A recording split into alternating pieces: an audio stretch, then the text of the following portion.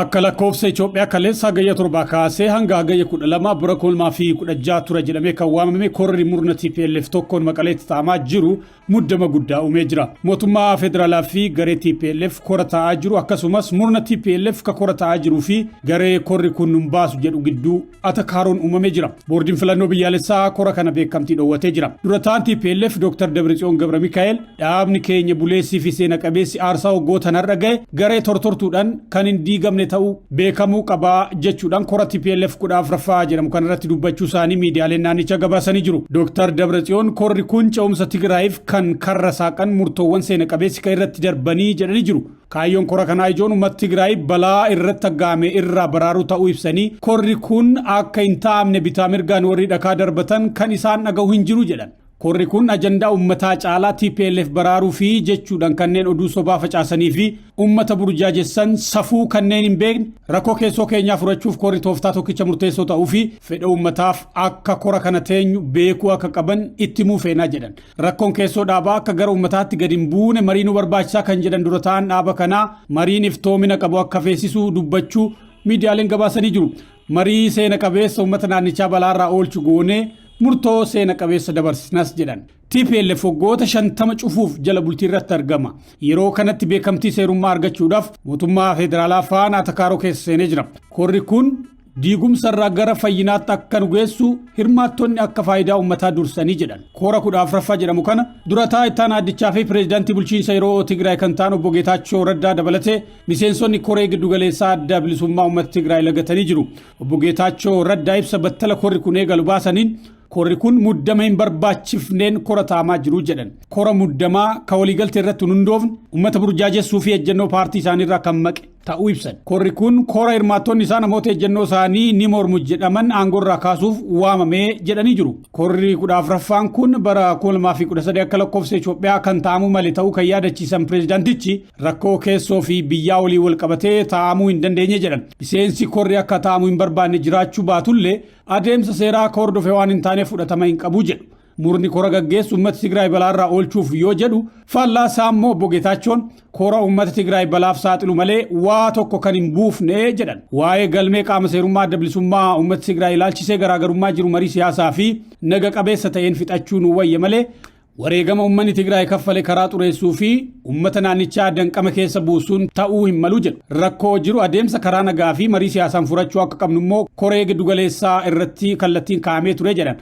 Kallattii sanarra tarkaanfachuun balaa qabaa jedhan. Kun kiyyoo hin taane seenuudha jechuun balaa isaa irra deddeebiin caqasanii jiru obbo Geetaachoon. Balaa dhalachuu malu kamiifuu warra fedhii garee tarkaanfachiisutu gaafatama fudhata jechuun akeekkachiisan.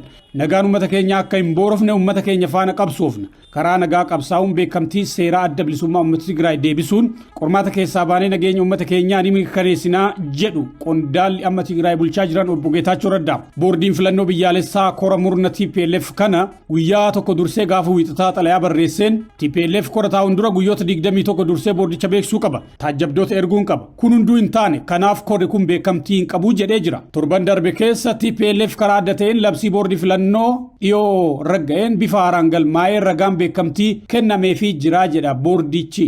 TPLF akka haaraatti galmaa'ee beekamtii argachuu osoo hin taane beekamtii isaa duraanii akka deebisaniif fedha. Murni kora gaggeeffachaa jiru miidiyaaleen naannichaa kora atakaaroon guutame kana akka garaatti naaf gabaasaa hin jiran jechuunis komatee jira. Korri uummataan hawwiin eegamu kun akka xiyyeeffannaa dhabuu fi hin gaaddidoofne gootanii busheessitan jechuudhaan miidiyaaleetti aaree jira TPLF. Meeshaa fedhii garee tokkoo taatan jechuudhaanis komate. Korri kun akka eegaleen ministirri koominikeeshinii Laggasa Tulluu sochiin siyaasaa seeraa fi sirna eegganne kamu dhumni isaa badiidha jechuudhaan kora kana balaaleffatan. TPLF yaaduma tokko irratti ija babaasuun amaluma isaatii kan jedhan Laggasa Tulluu waliigaltee Piriitooriyaa diiguusaa akeekan. Waliigalteen Piriitooriyaa TPLF jala dhokachuu fedhu hojimaata seerotaa fi adeemsota mootummaa federaalaa akka kabajuu dirqama irra kaa'ee jira. Durumaa waliigaltee Piriitooriyaa shasharafaa kanas ga'e TPLF amma garuu guututti diigee jira jedhan. Gochi kun nagaa wayyoo qabdu ka uummanni Tigraay argate harkaa butuudha jedhanii jiru. Ministeerri muummee Abiy Ahmed marii paartilee siyaasaa faana dhiyoo tolchan tokko irratti TPLF karaa boordiin filannoo biyyaalessaa jedheen didee yoo kora gaggeesse waraanatti seenuu keenyaa jechuun akeekkachiisanii turan. ምርጫ ቦርድ ምርጫ አራዝማለሁ ሲል ብዙዎቻችን ስንስማማ TPLF አልስማማም ብሎ የገባንበት ቀውስ ይታወሳል። ምን ያክል ሰው እንደወደመ ምን ያክል ሀብት እንደወደመ መገመት ትችላላችሁ። ቦርዲን ፍለኖ የሮ ፍለኖን ኤረሰ የሮ ጀደቲ ሄዱን ኬኘቱ ሊፍ ገሌ TPLF ወሊ ገሉ ዲዱሳቲን ኡንኩረምኒ ኬሰ ገልን ያደተም namni meeqa akka dhume qabeenya hanga akka barbadaa'e yaadatu qabeenyi fi lubbuun namaa sababa kanaan barbadaa'e osoo sirnaan hin gamaagamamin akkamiin badiisi kun qaqqabe osoo hin jedhin badiisa biraa fiduun sirrii miti uummatatu miidhama. ያ የወደመ ሀብትና የወደመ የሰው ህይወት በትክክል ሳይገመገም እንዴት ጠፋ ሳይባል ሌላ ጥፋት ማምጣት ጥሩ አይደለም። ህዝብ ይጎዳል። TPLF አሁን ማድረግ ያለበት ምርጫ ቦርድ ጋር ሄዶ በ2-3 ሳምንት ውስጥ የሚጠበቅበትን ዶክመንት አሟልቶ በህጋዊ መንገድ ተመዝግቦ TPLF amma kan irraa eegamu gara boordii filannoo deemuun torban lama sadii keessatti dookumantiiwwan irraa eegamu guuttatee kara seera qabeessaan galmaa'ee yookaan hayyama isaa erga haaromseen boodadha kora geggeeffachuuf kan danda'u.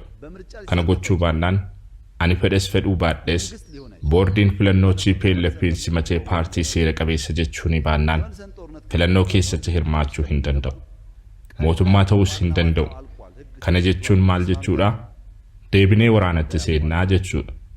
Deebinee waraanaa fi qoccollootti seenuu mannaa waan hafe guuttatanii kara seera qabeessaan kora geggeeffatanii paarticha gara hojii siyaasaatti deebisuun hundaa ol TPLF fayyada. TPLF itti aanee uummata Tigraay fi hunda keenya fayyada. Kanaaf haalli mijataan uumamee osoo jiru duubatti dhiisanii adeemsa biraa hordofuun gaarii miti. ምርጫ ቦርድ ካልተቀበለው TPLFን ህጋዊ ፓርቲ ካላለው በምርጫ ሊሳተፍ አይችልም። መንግስት ሊሆን አይችልም። ምን ማለት ነው? ተመልሰን ደግሞ ጦርነት እንገባለን ማለት ነው። adeemsi dhaaba naannicha bulchuu bakka lamatti ture kun uummata naannoo Tigraay balaa rakkoo nageenyaa birootiif akka hin saaxille sodaatamaa jira.